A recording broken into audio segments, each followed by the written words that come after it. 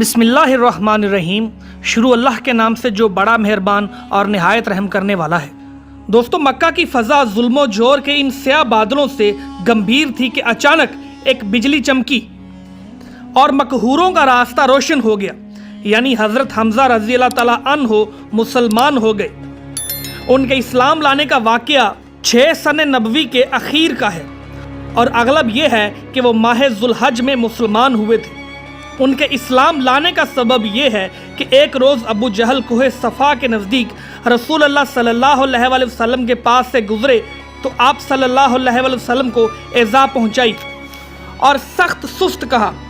رسول اللہ صلی اللہ علیہ وآلہ وسلم خاموش رہے اور کچھ بھی نہ کہا، لیکن اس کے بعد اس نے آپ صلی اللہ علیہ وآلہ وسلم کے سر پر ایک پتھر دے مارا، جس سے ایسی چوٹ آئی کہ خون بہہ نکلا۔ پھر وہ خانہ کعبہ کے پاس قریش کی مجلس میں جا بیٹھا۔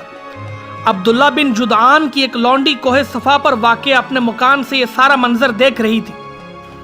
حضرت حمزہ رضی اللہ تعالیٰ عنہ کمان حمائل کیے شکار سے واپس تشریف لائے تو اس نے ان سے ابو جہل کی ساری حرکت کہہ سنائی۔ حضرت حمزہ رضی اللہ تعالیٰ عنہ غصے سے بھڑک اٹھے۔ یہ قریش کے سب سے طاقتور اور مضبوط جوان تھے۔ ماجرا سن کر کہیں ایک لمحہ رکے بغیر دوڑتے ہوئے اور یہ تہیہ کیے ہوئے آئے کہ جو ہی ابو جہل کا سامنا ہوگا اس کی مرمت کر دیں گے۔ چنانچہ مسجد حرام میں داخل ہو کر سیدھے اس کے سر پر جا کھڑے ہوئے اور بولے، او سرین پر خوشبو لگانے والے بزدل، تو میرے بھتیجے کو گالی دیتا ہے، حالانکہ میں بھی اسی کے دین پر ہوں۔ اس کے بعد کمان سے اس زور کی ماری کہ اس کے سر پر بدترین قسم کا زخم آ گیا۔ اس پر ابو جہل کے قبیلے بنو مخزوم اور حضرت حمزہ کے قبیلے بنو ہاشم کے لوگ ایک دوسرے کے خلاف بھڑک اٹھے، لیکن ابو جہل نے یہ کہہ کر انہیں خاموش کر دیا کہ ابو امارہ کو جانے دو، میں نے واقعی اس کے بھتیجے کو بہت بری گالی دی تھی۔ دوستو، ابتداً حضرت حمزہ رضی اللہ تعالیٰ عنہ کا اسلام محض اس حمیت کے طور پر تھا کہ ان کے عزیز کی توہین کیوں کی گئی، لیکن پھر اللہ تعالیٰ نے ان کا سینہ کھول دیا اور انہوں نے اسلام کا کڑا مضبوطی سے تھام لیا، اور مسلمانوں نے ان کی وجہ سے بڑی عزت و قوت محسوس کی۔ دوستو، ظلم و طغیان کے سیاہ بادلوں کی اسی گمبھیر فضا میں ایک اور برق تاباں کا جلوہ نمودار ہوا، جس کی چمک پہلے سے زیادہ خیرہ کن تھی، یعنی حضرت عمر رضی اللہ تعالیٰ عنہ مسلمان ہو گئے۔ ان کے اسلام لانے کا واقعہ 6 سن نبوی کا ہے۔ وہ حضرت حمزہ کے صرف 3 دن بعد مسلمان ہوئے اور نبی صلی اللہ علیہ وآلہ وسلم نے ان کے اسلام لانے کے لیے دعا کی تھی۔ چنانچہ امام ترمذی نے ابن عمر سے روایت کی ہے اور اسے صحیح بھی قرار دیا ہے۔ اسی طرح طبرانی نے حضرت ابن مسعود رضی اللہ تعالیٰ عنہ اور حضرت انس رضی اللہ تعالیٰ عنہ سے روایت کی ہے کہ نبی صلی اللہ علیہ وآلہ وسلم نے فرمایا، جس کا ترجمہ ہے، اے اللہ، عمر بن خطاب اور ابو جہل بن ہشام میں سے جو شخص تیرے نزدیک زیادہ محبوب ہے اس کے ذریعے سے اسلام کو قوت پہنچا۔ اللہ نے یہ دعا قبول فرمائی اور حضرت عمر رضی اللہ تعالیٰ عنہ مسلمان ہو گئے۔ اللہ کے نزدیک ان دونوں میں زیادہ محبوب حضرت عمر رضی اللہ تعالیٰ عنہ تھے۔ دوستو، حضرت عمر رضی اللہ تعالیٰ عنہ کے اسلام لانے سے متعلق جملہ روایات پر مجموعی نظر ڈالنے سے واضح ہوتا ہے کہ ان کے دل میں اسلام رفتہ رفتہ جاگزیں ہوا۔ مناسب معلوم ہوتا ہے کہ ان روایات کا خلاصہ پیش کرنے سے پہلے حضرت عمر رضی اللہ تعالیٰ عنہ کے مزاج اور جذبات و احساسات کی طرف بھی مختصراً اشارہ کر دیا جائے۔ دوستو، حضرت عمر رضی اللہ تعالیٰ عنہ اپنی تند مزاجی اور سخت خوئی کے لیے مشہور تھے۔ مسلمانوں نے طویل عرصے تک ان کے ہاتھوں طرح طرح کی سختیاں جھیلی تھیں۔ ایسا معلوم ہوتا ہے کہ ان میں متضاد قسم کے جذبات باہم دست و گریباں تھے۔ چنانچہ ایک طرف تو وہ آباء و اجداد کی ایجاد کردہ رسموں کا بڑا احترام کرتے تھے اور بلا نوشی لہو لعب کے دلدادہ تھے، لیکن دوسری طرف وہ ایمان و عقیدہ کی راہ میں مسلمانوں کی پختگی اور مصائب کے سلسلے میں ان کی قوت برداشت کو خوشگوار حیرت و پسندیدگی کی نگاہ سے دیکھتے تھے۔ پھر ان کے اندر کسی بھی عقل مند آدمی کی طرح شکوک و شبہات کا ایک سلسلہ تھا جو رہ رہ کر ابھرا کرتا تھا کہ اسلام جس بات کی دعوت دے رہا ہے غالباً وہی زیادہ برتر اور پاکیزہ ہے۔ اس لیے ان کی کیفیت دم میں ماشا دم میں تولا کی سی تھی کہ ابھی بھڑکے اور ابھی ڈھیلے پڑ گئے۔ حضرت عمر رضی اللہ تعالیٰ عنہ کے اسلام لانے کے متعلق تمام روایات کا خلاصہ ماؤ جمع و تطبیق یہ ہے کہ ایک دفعہ انہیں گھر سے باہر رات گزارنی پڑی۔ وہ حرم تشریف لائے اور خانہ کعبہ کے پردے میں گھس گئے۔ اس وقت نبی کریم صلی اللہ علیہ وسلم نماز پڑھ رہے تھے اور سورہ حاقہ کی تلاوت فرما رہے تھے۔ حضرت عمر رضی اللہ تعالیٰ عنہ قرآن سننے لگے اور اس کی تعریف پر حیرت زدہ رہ گئے۔ ان کا بیان ہے کہ میں نے اپنے جی میں کہا، خدا کی قسم یہ تو شاعر ہے جیسا کہ قریش کہتے ہیں۔ لیکن اتنے میں آپ صلی اللہ علیہ وسلم نے یہ آیت تلاوت فرمائی جس کا ترجمہ ہے کہ یہ ایک بزرگ رسول کا قول ہے، کسی شاعر کا قول نہیں ہے، تم لوگ کم ہی ایمان لاتے ہو۔ حضرت عمر رضی اللہ تعالیٰ عنہ کہتے ہیں میں نے اپنے جی میں کہا اوہو یہ تو کاہن ہے، لیکن اتنے میں آپ صلی اللہ علیہ وسلم نے یہ آیت فرمائی جس کا ترجمہ ہے یہ کسی کاہن کا قول بھی نہیں ہے، تم لوگ کم ہی نصیحت قبول کرتے ہو، یہ اللہ رب العالمین کی طرف سے نازل کیا گیا ہے۔ دوستو حضرت عمر رضی اللہ تعالیٰ عنہ کا بیان ہے کہ اس وقت میرے دل میں اسلام جاگزیں ہو گیا۔ یہ پہلا موقع تھا کہ حضرت عمر رضی اللہ تعالیٰ عنہ کے دل میں اسلام کا بیج پڑا، لیکن ابھی ان کے اندر جاہلی جذبات، تقلیدی عصبیت اور آباء و اجداد کے دین کی عظمت کے احساس کا چھلکا اتنا مضبوط تھا کہ نہاں خانہ دل کے اندر مچلنے والی حقیقت کے مغز پر غالب رہا۔ اس لیے وہ اس چھلکے کی تہ میں چھپے ہوئے شعور کی پرواہ کیے بغیر اپنے اسلام دشمن عمل میں سرگرداں رہے۔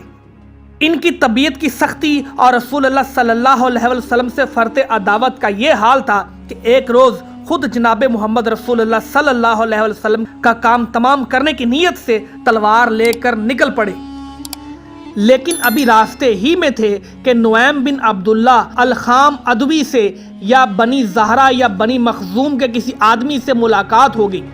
اس نے تیور دیکھ کر پوچھا عمر کہاں کا ارادہ ہے؟ انہوں نے کہا محمد صلی اللہ علیہ وسلم کو نعوذ باللہ قتل کرنے جا رہا ہوں۔ اس نے کہا محمد صلی اللہ علیہ وسلم کو قتل کر کے بنو ہاشم اور بنو زہرہ سے کیسے بچ سکو گے؟ اس پر حضرت عمر رضی اللہ تعالیٰ عنہ نے کہا کہ معلوم ہوتا ہے کہ تم بھی اپنا پچھلا دین چھوڑ کر بے دین ہو چکے ہو۔ اس نے کہا عمر ایک عجیب بات نہ بتا دوں، تمہاری بہن اور بہنوئی بھی تمہارا دین چھوڑ کر بے دین ہو چکے ہیں۔ یہ سن کر حضرت عمر غصے سے بے قابو ہو گئے اور سیدھے بہن بہنوئی کا رخ کیا۔ وہاں انہیں حضرت خباب بن ارت ایک صحیفہ پڑھ رہے تھے اور قرآن پڑھانے کے لیے وہاں آنا جانا حضرت خباب کا معمول تھا۔ جب حضرت خباب نے حضرت عمر رضی اللہ تعالیٰ عنہ کی آہٹ سنی تو گھر کے اندر چھپ گئے۔ ادھر حضرت عمر رضی اللہ تعالیٰ عنہ کی بہن فاطمہ نے صحیفہ چھپا دیا، لیکن حضرت عمر رضی اللہ تعالیٰ عنہ گھر کے قریب پہنچ کر حضرت خباب کی قرات سن چکے تھے۔ چنانچہ پوچھا کہ یہ کیسی دھیمی دھیمی سی آواز تھی جو تم لوگوں کے پاس میں نے سنی تھی؟ انہوں نے کہا کچھ بھی نہیں، بس ہم آپس میں باتیں کر رہے تھے۔ حضرت عمر رضی اللہ تعالیٰ عنہ نے کہا غالباً تم دونوں بے دین ہو چکے ہو۔ بہنوئی نے کہا اچھا عمر یہ بتاؤ اگر حق تمہارے دین کے بجائے کسی اور دین میں ہو تو؟ حضرت عمر رضی اللہ تعالیٰ عنہ کا اتنا سننا تھا کہ اپنے بہنوئی پر چڑھ بیٹھے اور انہیں بری طرح کچل دیا۔ ان کی بہن نے لپک کر انہیں اپنے شوہر سے الگ کیا تو بہن کو ایسا چاٹا مارا کہ چہرہ خون آلود ہو گیا۔ دوستو ابن اسحاق کی روایت ہے کہ ان کے سر میں چوٹ آئی۔ بہن نے جوش غضب میں آ کر کہا عمر اگر تیرے دین کے بجائے دوسرا ہی دین برحق ہو تو اشہد ان لا الہ الا اللہ و اشہد ان محمد رسول اللہ، میں شہادت دیتی ہوں کہ اللہ کے سوا کوئی لائق عبادت نہیں اور میں شہادت دیتی ہوں کہ حضرت محمد صلی اللہ علیہ وسلم اللہ کے رسول ہیں۔ یہ سن کر حضرت عمر رضی اللہ تعالیٰ عنہ پر مایوسی کے بادل چھا گئے اور انہیں اپنی بہن کے چہرے پر خون دیکھ کر شرم و ندامت بھی محسوس ہوئی۔ کہنے لگے اچھا یہ کتاب جو تمہارے پاس ہے ذرا مجھے بھی پڑھنے کو دو۔ بہن نے کہا تم ناپاک ہو، اس کتاب کو صرف پاک لوگ ہی چھو سکتے ہیں، اٹھو غسل کرو۔ حضرت عمر رضی اللہ تعالیٰ عنہ نے اٹھ کر غسل کیا، پھر کتاب لی اور بسم اللہ الرحمن الرحیم پڑھی۔ کہنے لگے یہ تو بڑے پاکیزہ نام ہیں۔ اس کے بعد توحا سے الصلاۃ للذکری تک قرات کی۔ کہنے لگے یہ تو بڑا عمدہ اور بڑا محترم کلام ہے، مجھے محمد صلی اللہ علیہ وسلم کا پتہ بتاؤ۔ حضرت خباب رضی اللہ تعالیٰ عنہ حضرت عمر کے یہ فکرے سن کر اندر سے باہر آ گئے۔ کہنے لگے عمر خوش ہو جاؤ، مجھے امید ہے کہ رسول اللہ صلی اللہ علیہ وسلم نے جمعرات کی رات تمہارے متعلق جو دعا کی تھی کہ اے اللہ عمر بن خطاب یا ابو جہل بن ہشام کے ذریعے اسلام کو قوت پہنچا، یہ وہی ہے اور اس وقت رسول اللہ صلی اللہ علیہ وسلم کوہ صفا کے پاس والے مکان میں تشریف فرما ہیں۔ دوستو یہ سن کر حضرت عمر رضی اللہ تعالیٰ عنہ نے اپنی تلوار حمائل کی اور اس گھر کے پاس آ کر دروازے پر دستک دی۔ ایک آدمی نے اٹھ کر دروازے کی دراز سے جھانکا تو دیکھا کہ عمر تلوار حمائل کیے موجود ہیں۔ لپک کر رسول اللہ صلی اللہ علیہ وسلم کو اطلاع دی اور سارے لوگ سمٹ کر یکجا ہو گئے۔ حضرت حمزہ رضی اللہ تعالیٰ عنہ نے پوچھا کیا بات ہے؟ لوگوں نے کہا کہ عمر رضی اللہ تعالیٰ عنہ ہے۔ حضرت حمزہ رضی اللہ تعالیٰ عنہ نے کہا بس عمر ہے، دروازہ کھول دو۔ اگر وہ خیر کی نیت سے آیا ہے تو اس سے ہم خیر عطا کریں گے، اور اگر کوئی برا ارادہ لے کر آیا ہے تو ہم اسی کی تلوار سے اس کا کام تمام کر دیں گے۔ ادھر رسول اللہ صلی اللہ علیہ وسلم اندر تشریف فرما تھے۔ آپ صلی اللہ علیہ وسلم پر وحی نازل ہو رہی تھی۔ وحی نازل ہو چکی تو حضرت عمر رضی اللہ تعالیٰ عنہ کے پاس تشریف لائے۔ بیٹھک میں ان سے ملاقات ہوئی۔ آپ صلی اللہ علیہ وسلم نے ان کے کپڑے اور تلوار کا پرتلا سمیٹ کر پکڑا اور سختی سے جھٹکتے ہوئے فرمایا عمر کیا تم اس وقت تک باز نہیں آؤ گے جب تک کہ اللہ تعالیٰ تم پر بھی ویسی ہی ذلت اور رسوائی اور عبرتناک سزا نازل نہ فرما دے جیسی ولید بن مغیرہ پر نازل ہو چکی ہے؟ یا اللہ یہ عمر بن خطاب ہے، یا اللہ اسلام کو عمر بن خطاب کے ذریعے قوت و عزت عطا فرما۔ آپ صلی اللہ علیہ وسلم کے اس ارشاد کے بعد حضرت عمر رضی اللہ تعالیٰ عنہ نے ہلکا بگوش اسلام ہوتے ہوئے کہا اشہد ان لا الہ الا اللہ و انکا رسول اللہ۔ ترجمہ میں گواہی دیتا ہوں کہ یقیناً اللہ کے سوا کوئی لائق عبادت نہیں، اور یقیناً آپ صلی اللہ علیہ وسلم اللہ کے رسول ہیں۔ دوستو یہ سن کر گھر کے اندر موجود صحابہ کرام نے اس زور سے تکبیر کہی کہ مسجد حرام والوں کو سنائی پڑی۔ معلوم ہے کہ حضرت عمر رضی اللہ تعالیٰ عنہ کی زور آوری کا حال یہ تھا کہ کوئی ان سے مقابلے کی جرت نہ کرتا تھا، اس لیے ان کے مسلمان ہو جانے پر مشرکین میں کہرام مچ گیا اور انہیں بڑی ذلت و رسوائی محسوس ہوئی۔ دوسری طرف ان کے اسلام لانے سے مسلمانوں کو بڑی عزت و قوت، شرف و اعزاز اور مسرت و شادمانی حاصل ہوئی۔ چنانچہ ابن اسحاق نے اپنی سند سے حضرت عمر رضی اللہ تعالیٰ عنہ کا بیان روایت کیا ہے کہ جب میں مسلمان ہوا تو میں نے سوچا کہ مکے کا کون شخص رسول اللہ صلی اللہ علیہ وسلم کا سب سے بڑا اور سخت ترین دشمن ہے۔ پھر میں نے جی میں کہا یہ ابو جہل ہے۔ اس کے بعد میں نے اس کے گھر جا کر اس کا دروازہ کھٹکھٹایا۔ وہ باہر آیا اور دیکھ کر بولا اہلا و سہلا، یعنی خوش آمدید خوش آمدید، کیسے آنا ہوا؟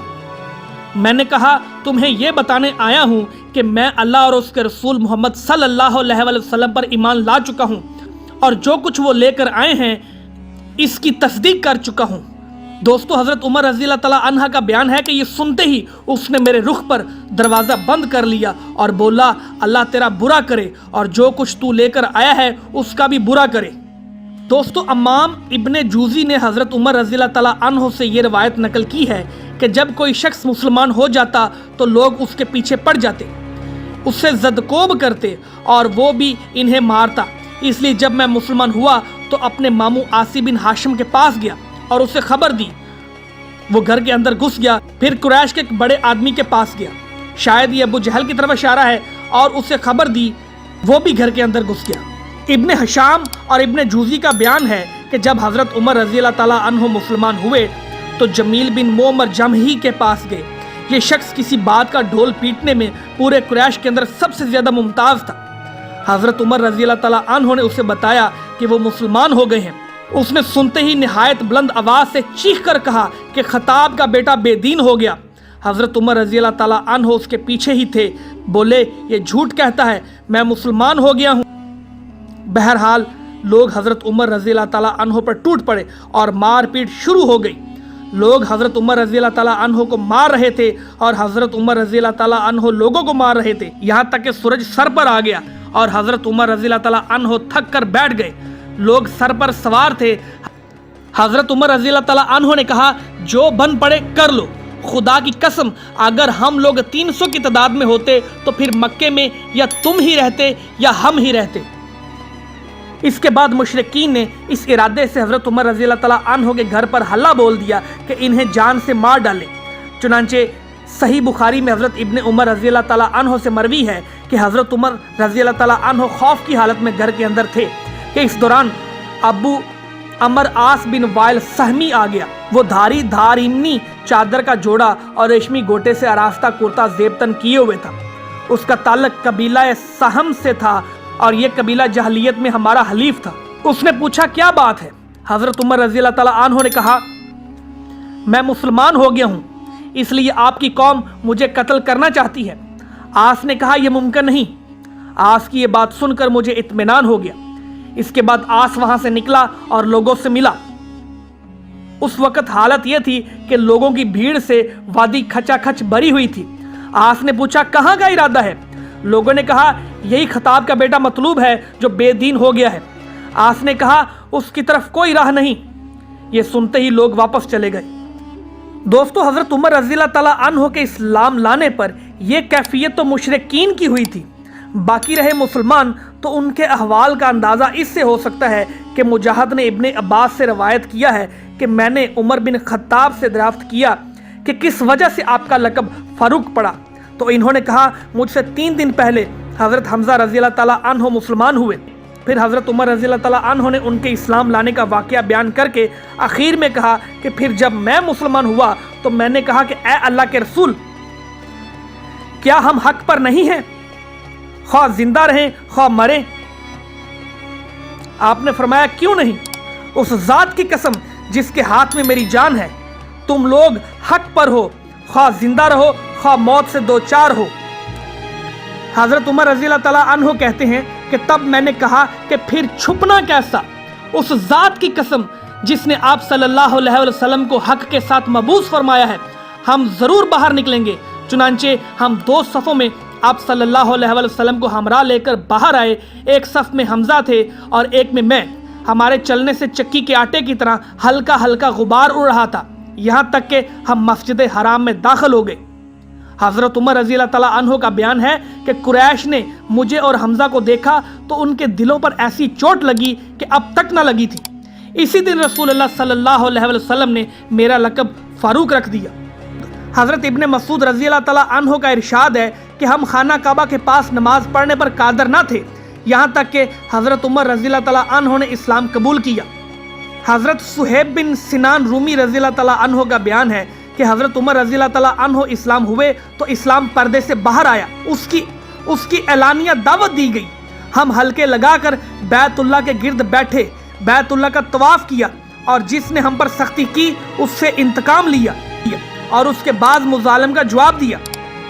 حضرت ابن مسعود رضی اللہ تعالیٰ عنہ کا بیان ہے کہ جب حضرت عمر رضی اللہ تعالیٰ عنہ نے اسلام قبول کیا تب سے برابر طاقتور اور باعزت رہے۔